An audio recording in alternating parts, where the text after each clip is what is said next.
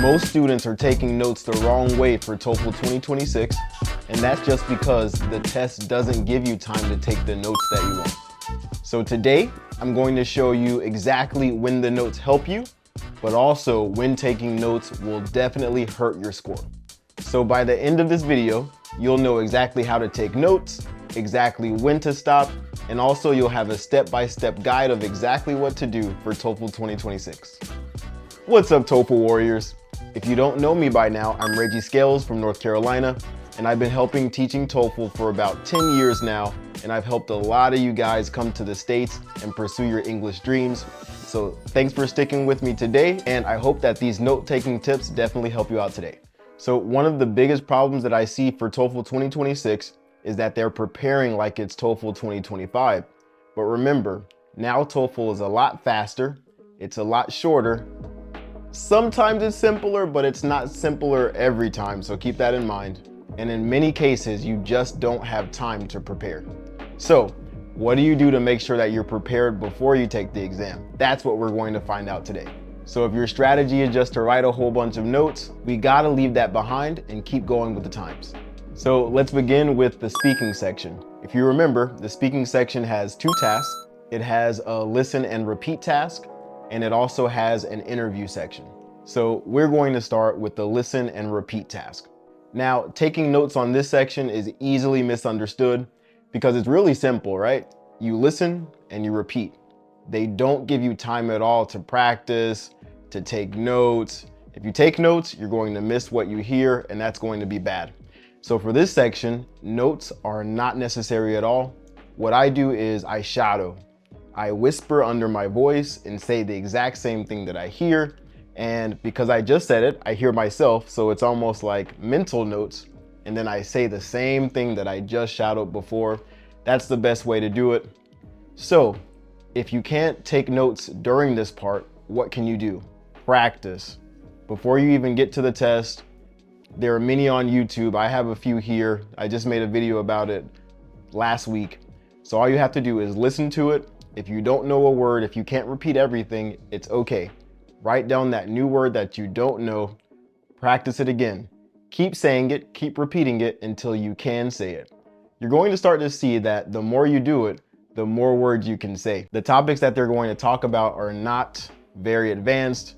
They're probably going to talk about a supermarket, shopping at a grocery store, directions to a medical center, stuff like that, simple things. So if you practice enough, there isn't much that they can surprise you with. So as a review, what you want to do is shadow the audio out loud, focus on pronunciation and rhythm. And when you're done, if there are any words that you don't know, make sure you write it down so you know for the next time. So you're definitely not going to write it down the first time that you hear it, but you're going to write it down after you hear it, any words that you don't know. And if you're practicing your pronunciation, or if you feel like your pronunciation isn't up to par, look in the link in the description. There you're going to see a free trial for Bold Voice. Give it a shot, see how your pronunciation is working. And if it helps you, that's great. Keep working with that pronunciation. So now let's listen to a listen and repeat section. See if there are any words that you don't know, write it down, and make sure you keep that practice up. Listen and repeat. You will listen as someone speaks to you. Listen carefully and then repeat what you have heard. The clock will indicate how much time you have to speak. No time for preparation will be provided. You are training to give directions to the Student Health Center. Listen to the speaker and repeat what she says. Repeat only once. The Student Health Center is open every weekday from 9 to 5. The Student Health Center is open every weekday from 9 to 5. Now let's move to the interview section. And this section definitely causes a lot of stress to some students because when you're there, again, there's no planning, there's no notes. It just listen to a question and you have to give your answer. And here's the thing, notes actually here, they do matter. It's just that they don't matter during the exam, they matter before the exam. What you want to do before you even practice in the exam with your pen or with your pencil, you want to listen to it and just write it down. Write down your answer, explain your answer, and if you can think of an example, write that down too. The more you practice that structure, the more your brain will start to align itself with the natural way that Americans think when we give our responses in daily conversation. So when you're practicing it, you're always practicing the same structure. Hey, and what I recommend, pro tip here, when you're talking to your friends, if you're talking in English, try to use that same structure when you're practicing in daily life, and you're going to say, oh, I'm actually talking just like I normally do in my daily life. So it's gonna be a lot easier the more you practice beforehand, and make sure you take those notes. So here's just a little recap of what we've been talking about before. You don't need perfection. Your goal is to speak for the entire 45 seconds that they give you. So take little notes, don't write full sentences because you wanna write ideas, right? Write a few words for your answer, a few words for your explanation, a few words for your example, and then flow. Let it go, just like you talk in a normal conversation. So let's take a look at an interview question right now, and we're going to see how I answer the question. And then maybe if you want, you can even pause it before you hear my answer, just to see how you do. Thank you for applying. Have you ever worked in customer service before? If so, what did you do? Well, actually, I have worked in customer service before. I worked at a supermarket. And what I did was I attended different customers and I made sure that they felt comfortable when they were buying their groceries. I would take whatever item that they had, I would scan the item, and at the end of the exchange that we had, I would tell them how much their order cost, and then they would go about their way. But I also helped them to decide different items that would be beneficial to them. For example, books, because this is a bookstore. So if they asked me what kind of book that I would find enjoyable for them, I would tell them to go to the book section and get the best book for them. Just remember, TOEFL, they reward automatic thinking. They don't reward detailed notes. So it doesn't have to be perfect, just do your best, and I know you can. All right, now we're going to talk about the listening section. Now, the first section is you basically hear a part of a question or something like that, something that they talk to you about, and all you have to do is think about how you're going to respond. So here, you don't need to take notes at all, so actually you don't need notes for that part. You just listen and give the best response you possibly can. So if you try to write notes here, you're going to miss the meaning of everything they say. So for that one, you definitely just want to put your pen down and keep going. Now, for the conversation part, the podcast, the lecture, the main idea, that one, yeah, you need your notes for the part that's after the conversation part. I think that's either part 2 or part 3, something like that. So there, what you need is just get the main idea. If you can catch the main idea, you're going to notice that every question after that is about the main idea. So if you catch the main idea, you can also catch the subtopics that go with the main idea. And that's basically it. If you catch those 2 parts, it will be a lot simpler than you think. So here's my recommendation. If you can, before you even take the TOEFL part, again, there are many on YouTube, and I'll have one here on Reggie English as well, right here on the channel. But just listen to it, try your best to catch the main idea, and the more you practice, the better you'll be. If you do that, that's all you really need, and you'll be good to go. And hey, before I forget, pro tip on this one, do not take notes on everything that you hear. Here, that will be a problem. I know a lot of you guys, you're like, well, I have to catch everything. I don't want to miss any detail. And that's a problem that I used to have too, so I definitely understand you there. But if you want, you can even practice it this way. Try one lecture or one conversation where you take very detailed notes, and then listen to another one where you actually write very few words. You just write the main idea and the subtopic, and see which one you do better on. I can almost guarantee that the one that you write less notes and that you actively listen to, that's the one that you're going to do better. Well, if you want, what we're going to do now, we're going to hear a little sample of a lecture, and we're going to see if you can catch the main idea. And if you can, well, that means you're on the right track. Listen to part of a psychology class. Cognitive biases are systematic patterns of thinking that deviate from rational judgment. One of the most common is confirmation bias, the tendency to search for or interpret information in ways that support our existing beliefs. For example, if someone believes that left-handed people are more creative, they may pay more attention to successful left-handed artists while ignoring right-handed ones. Another bias is anchoring, where individuals rely too heavily on the first piece of information they receive. If you're told that a product originally cost $500, but is now on sale for $300, you may think it's a bargain, even if it's not actually worth that much. These biases affect everyday decisions, from shopping to voting, often without us realizing it. Understanding them is a first step toward making more rational choices. All right, guys, so ask yourself a question. Did I catch the main idea? If you did, I'm really happy for you. And if you didn't, don't worry. Just keep practicing. You'll get it next time. Okay, guys, now we're going to talk about the reading section. Now, again, here, it's a lot better than before. Before they had these long passages. Now they're really short. So really, you don't need to take notes on the reading section in the new exam. But what I do recommend is that you take notes in practice. Just like the listening section, right? You want to catch the main idea. You want to catch some subtopics. If you do that, you're going to be on your way so that when you take the test, what you're going to do is almost like take mental notes, right? You're going to read the whole passage and you're going to scan. Whatever that title is, you're going to see what is the title.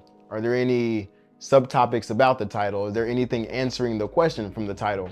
Anything related to the title, that is your main idea. And you'll answer almost every question correctly because it's related to that. Pro tip. If you're like, oh my God, I just don't know which answer to choose. If you know the main idea, well, that's definitely a good guess for you to start with. So now let's look at a picture of a TOEFL reading passage. We're going to look at the title and see if you can find the main idea that's there. Okay, so this is the academic passage here. It's the last 5. Let's do this. The color communication test. Scientists have long been interested in how animals communicate with each other, especially through color. While humans often rely on spoken language, many animals use visual signals to send warnings, attract mates, or mark territory.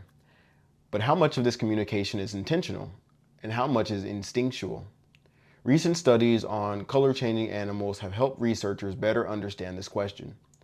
For years, biologists have known that chameleons change color to regulate body temperature or blend into their surroundings. However, new research suggests that chameleons also use color changes to communicate with other chameleons. In one experiment, males displayed bright, bold colors when another male entered their territory. The intensity of colors helped scientists predict whether a confrontation would occur. When the intruder backed away, the dominant male's colors quickly faded, indicating that the display served as a warning rather than a camouflage technique. Researchers have also discovered similar patterns in animals that cannot change color. For example, some species of tropical birds rely on the brightness of their feathers to show strength and health. In a recent study, birds with duller feathers were less successful at defending their nest.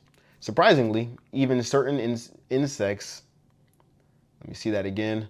Surprisingly, even certain insects use color in complex ways.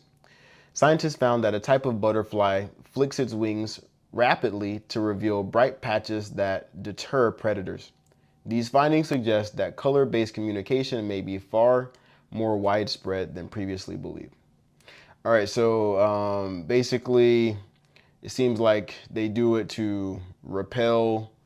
They have this color to repel different insects that are coming to attack it. Let's see if that main idea helps us out. That's what I got anyway. Basically, they talk more about sending warnings than actually camouflaging. But we got the chameleons too, so different reason that they changed their color. So guys, how was that? Were you able to get the main idea for that one? All right, keep it up. Keep doing a good job. We're gonna keep improving. And remember, right after this video, I'm going to make separate videos for each one so that we can dive deep into them. So if it's a lot for you to take in right now, don't worry. This is just an overview. We're going to go into each section. Okay guys, and finally, now we're going to do the writing section. Now, the writing section has 3 tasks, but actually only one of them needs note-taking skills. One is just fill in the blank, one is an email task, and that one is just basically, you just need to know how to do an email. For that, again, I'll make another video about that. But the one that you really need to be able to take notes well is for the academic post. For the academic post, notes are so important because if you don't take notes, if you don't prepare beforehand, the structure won't make sense, it won't be logical, and that's going to kill your answer. Logic is really important. It's more important than talking about something that's very complicated. If the graders can easily understand what you say, that's going to be easier for them. You don't want to make them angry and have to struggle to understand, right? If they can scan it clearly and fast and understand you, well, you can guarantee yourself to have a high score. So listen very closely to this structure here. For the academic post, you want to answer the question, you want to explain your answer, and then you want to prove your answer. You can give an example in the past tense, an example in the present tense of something that always happens, and then we clearly believe your point of view of the conversation or whatever the question is about. So after you give your answer, after you explain your answer and then prove your answer, now we're going to talk about the other guy who disagrees with you and whoever else was in the lecture. Now, for the other guy, what you're going to do is say something nice about the other guy. Obviously, you don't agree with the other guy. We got that when you gave your answer, explanation, and proof. But when you talk about the other guy, you're going to mention how you can understand his subtopic, right? You're going to say something like, however, I must admit that this other guy makes a valid point about whatever. But here's the kicker. In your conclusion, you want to make sure that you say, he made a good point about that, but my answer is a lot better than his. In your conclusion, you're going to attack the other guy. If you follow that structure, I guarantee that you're going to have a high score. And these notes help you to speak clearly, but your answer will sound calm and you will sound very logical. Okay guys, so here are the clear takeaways for this video. In TOEFL 2026, note-taking is a practice skill before you get to the test. It mostly isn't a test day skill.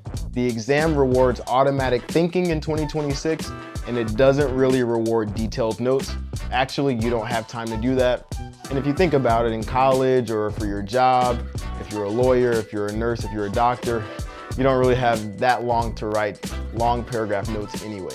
So definitely follow these tips, and I can almost guarantee when you take the test, you're not really going to rely too much on notes because you will have the notes in your head. So for the next videos, we're going to have a deep dive into the speaking, listening, reading, and writing section for the notes.